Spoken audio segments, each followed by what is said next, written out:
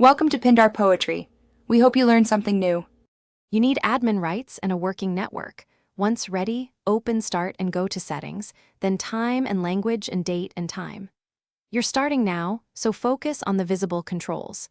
Check if Set Time Automatically and Set Time Zone Automatically are toggled. Make sure you note the current time and zone before changing anything, because that snapshot helps if you must revert. If a setting is grayed out, you may need to elevate permissions or sign into an admin account, so do that now.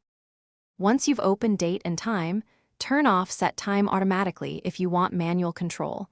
You'll be able to click Change and enter the exact date and time.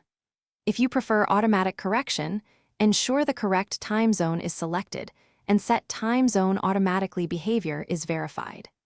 Make sure to click Sync Now under Additional Settings to force an immediate update, and be aware that the Windows Time Service, W32 Time, handles NTP syncing.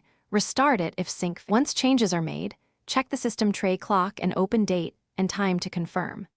If the clock still lags, restart Windows to apply settings and use the built-in time troubleshooter from Settings right arrow System, right arrow Troubleshoot.